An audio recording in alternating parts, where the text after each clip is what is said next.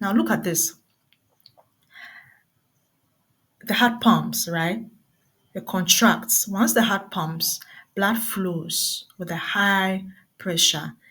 And the arteries, right, they expand because the arteries are elastic. They are elastic. They are like a rubber band. Okay, you can stretch it, right? They are elastic. So once the heart pumps, the blood moves with a high pressure, and because the arteries are elastic, they actually stretch. You get it? Because of the high pressure. So that's how blood moves when the heart pumps. But God wants our blood to constantly flow so that our organs don't die.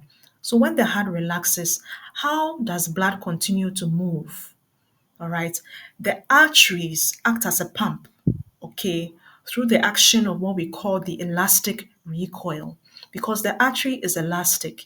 When the heart pumps, the artery expands, okay. But when the heart relaxes, to keep blood moving, the arteries snap back, okay. They snap back to their original shape. And that force they produce while snapping back keeps the blood moving even when the heart isn't pumping. Do you see? It's very interesting. And I think God is wonderful for doing that. Do you understand? So the heart pumps, okay, in systole, the blood moves with a high pressure, lets the artery, expand. Okay, the artery is able to dilate, okay, because it's elastic.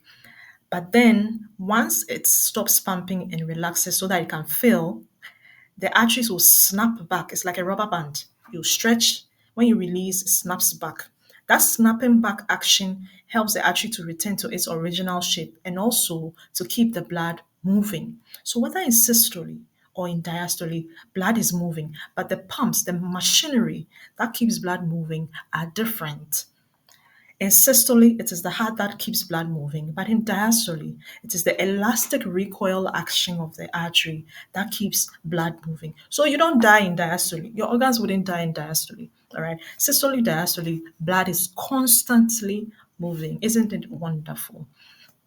All right. So that's what happens. And that is why when you feel the pulse, okay, when you feel the pulse, during the systolic phase, all right, or when the heart beats, okay, you feel the expansion beneath your fingers. You are able to feel that expansion.